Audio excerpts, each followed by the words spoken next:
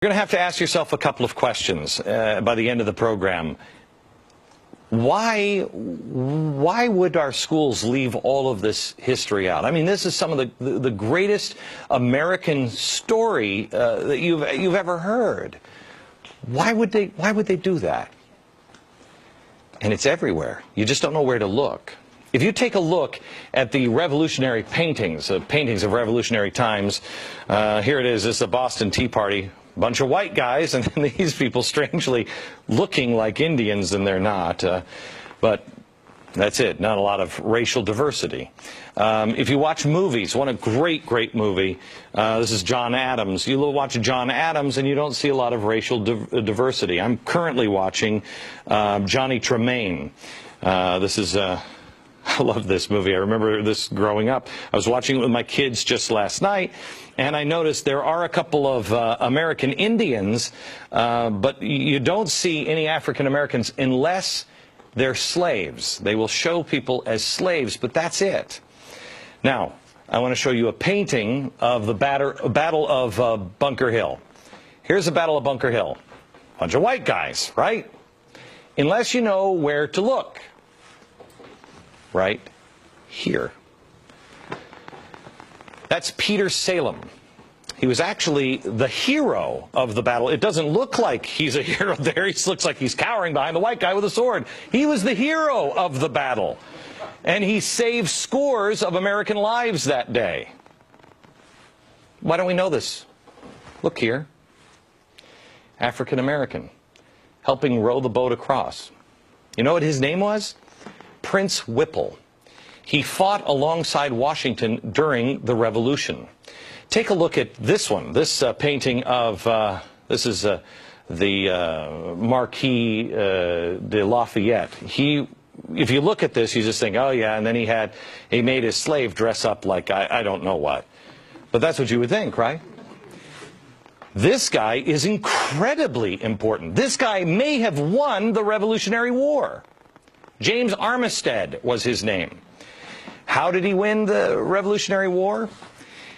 Double spy. I'm going to let David tell the story here in a minute, but basically the Brits thought that he was spying for them, but he was spying for General Washington. He'd give the Brits bad intel and reveal the good critical information to General Washington. Did you know this story? Why? I'm so tired of people saying, well, it was just the white people, white people, white people. No. No. Why are we intentionally leaving others out?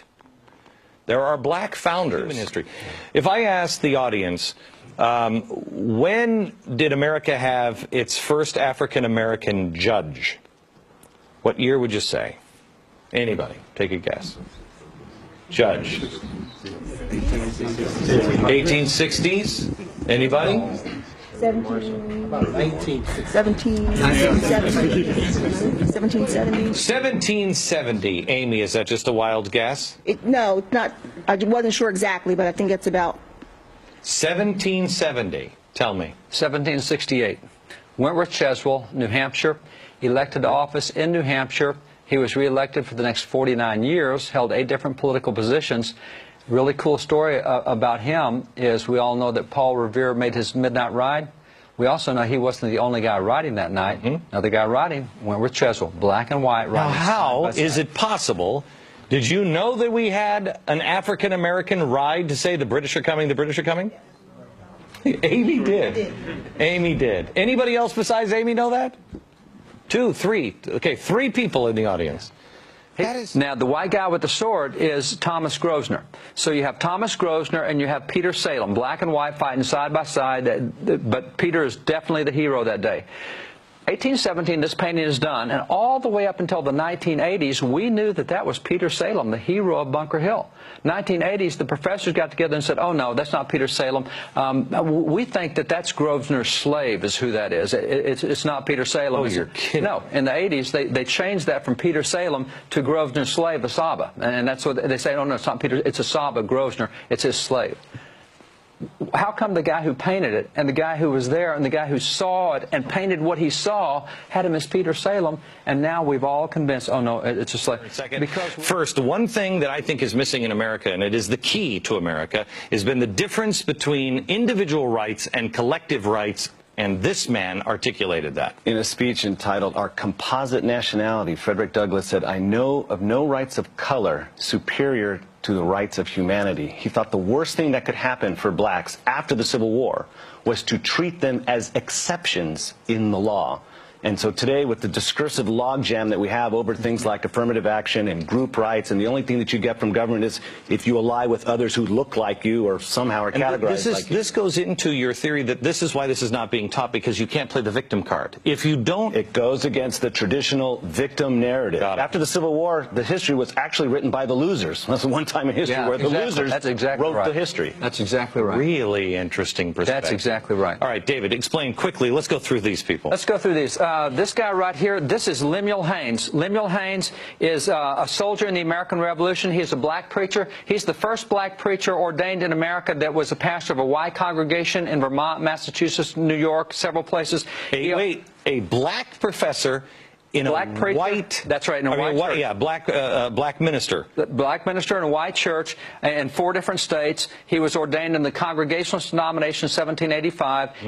He's the first black to receive a master's degree in America. He got that in 1804 from Middlebury College. So Lemuel Haynes, every year on Washington's birthday, he preached a special sermon about George Washington, his commander-in-chief, in all of his churches where he was. Unbelievable. So we don't hear about Lemuel Haynes.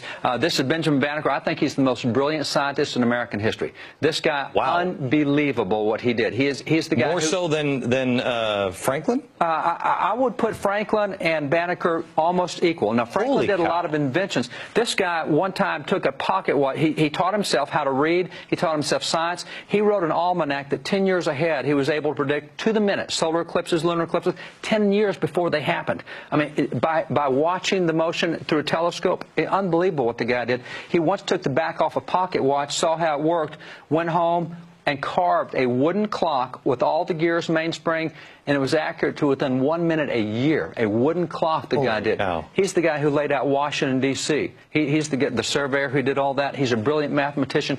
Jefferson gave him... Never knew this. No. Jefferson gave him his example to France, said, hey, you guys in France think that blacks are inferior? Here's Benjamin Banneker. Okay, first, representatives, I asked, when did we have our first black Speaker of the House? When did we have the first Speaker of the House?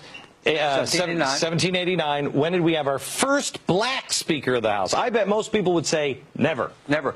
Except it was right here. Joseph Hayne Rainey. Joseph Hayne Rainey of South Carolina is first black to preside over the House of Representatives. These are the first 7 blacks elected to Congress. You have here Senator Hiram Rhodes Revels, the first black U.S. Senator elected. He was a minister of the gospel. He was a missionary. He worked with Frederick Douglass. He recruited 3 regiments of black soldiers in the Civil War, and he was a missionary to slaves in the South. You have here Benjamin Turner, Josiah Wall, the large. This guy right here is really cool. Robert Brown Elliott is probably the most brilliant guy of that era. He actually took on the vice president of the Confederacy in a debate on the floor and just tore his head off. The racist Alexander Stephens. It was a great debate. When did we turn? Were these guys proud Americans, or did they say this is the epitome of what we were just talking about. These were individual guys. Half of these guys taught themselves to read. Half of these guys were slaves, and 5 years later they're sitting in Congress. And as slaves, it was a capital offense to learn to read. So these guys in 5 years, and I'll guarantee you read their speeches and records of Congress, you better have a dictionary and a thesaurus in both hands because you want to understand the language they use. It is so brilliant what these guys did. But were they there to say the white man is bad and the America is bad? No. And these guys were Richard Allen. Let me go back here. Richard Allen had been in slavery. Richard Allen was in slavery, and he held no bitterness at all. He says, God would not allow bitterness even in Joseph when he was in prison. Do you think God will allow it in us? He said, we can't have bitterness. He said, by the way, there were some whites who held us in slavery, but it's whites who are working for our freedom. I mean, these guys had no bitterness. They wouldn't allow it.